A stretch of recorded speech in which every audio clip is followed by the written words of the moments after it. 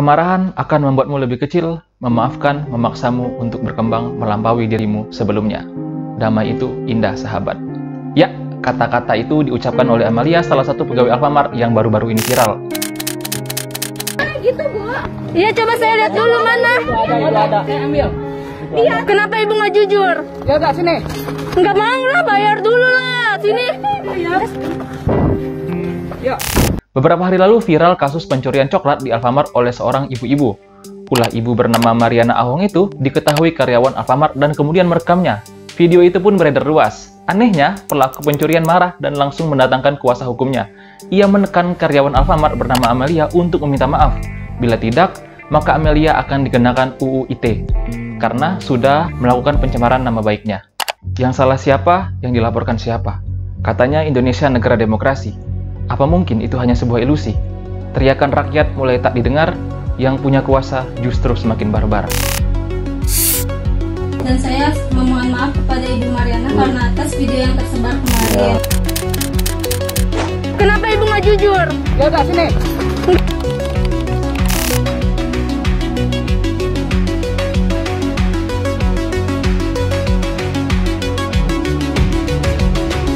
Tapi bukan itu yang akan kita bahas kali ini. Kita akan kupas singkat perusahaan Alfamart dengan kode saham AMRT. Bisnis pasar modern sudah cukup lama memasuki industri retail Indonesia dan dengan cepat memperluas wilayahnya sampai ke seluruh pelosok daerah. Keberadaan mereka banyak menimbulkan pro dan kontra. Bagi sebagian konsumen, keberadaan pasar modern seperti hypermarket, supermarket, dan minimarket memang memberikan alternatif belanja yang menarik. Selain menawarkan kenyamanan dan kualitas produk, harga yang mereka pasang juga cukup bersaing, bahkan lebih murah dibandingkan pasar tradisional.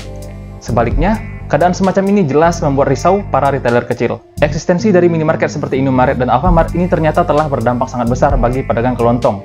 Kehadirannya telah membawa kesengsaraan bagi pedagang kelontong, bahkan akan mematikan usaha mereka. Kini minimarket telah menjamur di mana-mana. Akan sangat mudah sekali bagi kita untuk menemukan Indomaret maupun Alfamart di sekitar kita. Tidak hanya pedagang kelontong, semakin menjamurnya kehadiran minimarket justru semakin mendisrupsi posisi supermarket. Hal ini disebabkan perubahan gaya konsumsi masyarakat di mana saat ini pertumbuhan retail besar seperti supermarket menurun jumlahnya jika dibandingkan dengan minimarket. Pada tahun 2020 juga kita dihebohkan dengan berita hypermarket Giant menutup seluruh gerainya di Indonesia. Mereka menyebut format retail grosir hypermarket yang kurang menguntungkan menjadi alasan dibalik keputusan tersebut. PT Hero Supermarket Tbk akan menutup seluruh gerai supermarket Giant pada 31 Juli 2021. Imbasnya sekitar 7.000 pekerja terancam akan menjadi pengangguran. Perseroan dimulai ketika Joko Susanto membuat sebuah usaha di bidang perdagangan dan distribusi pada tahun 1989. Namun pada 1999, usaha ini berubah menjadi usaha minimarket. Perusahaan mulai tumbuh dengan pesat ketika berhasil mengakuisisi 141 gerai Alfa Minimart dan membuat transformasi dengan mengganti nama gerai-gerai tersebut menjadi Alfamart pada tahun 2002. Di tahun 2009, perseroan membuat keputusan untuk masuk ke bursa saham menjadi perusahaan terbuka dan melakukan penawaran umum saham di Bursa Efek Indonesia dengan kode saham AMRT. Per tahun 2021, Alfamart memiliki 16.492 gerai di seluruh Indonesia. Gerai Alfamart dapat dijumpai di dekat pemukiman termasuk apartemen dan hotel, serta tempat-tempat keramaian lainnya seperti kawasan wisata, bandara, pelabuhan, terminal bus, stasiun, dan tempat pengisian bahan bakar. Sektor retail mengalami volatilitas yang cukup signifikan pada tahun 2021, di mana sektor retail tercatat terkontraksi 1% sampai 1,5% pada kuartal 1 tahun 2021. Kemudian tumbuh positif pada kisaran 5% sampai 5,5% pada kuartal 2 tahun 2021. Memasuki kuartal 3 tahun 2021, sektor retail menghadapi penyebaran COVID-19 varian Delta serta pemberlakuan pembatasan kegiatan masyarakat atau PPKM darurat yang berdampak pada penurunan pertumbuhan retail pada posisi 2% sampai 2,5% pada kuartal 3 tahun 2021. Memasuki kuartal 4 tahun 2021, Aprindo memproyeksikan pertumbuhan sektor retail dapat mencapai 4,5% dengan asumsi pertumbuhan ekonomi mencapai 4% sampai 4,5%. Laba tahun berjalan untuk tahun yang berakhir pada tanggal 31 Desember 2021 naik sebesar 82,71% dibandingkan dengan tahun sebelumnya. Hal ini terutama disebabkan kenaikan laba usaha karena meningkatnya pendapatan neto. Pada kuartal 1 2022, pendapatan AMRT naik 19,07% menjadi 22,91 triliun dari sebelumnya 19,24 triliun pada periode yang sama tahun sebelumnya. Segmen penjualan makanan dan minuman menyumbang paling besar terhadap pendapatan neto perseroan. Adapun laba bersih tahun berjalan, AMRT lompat 35,32% pada kuartal 1 tahun 2022.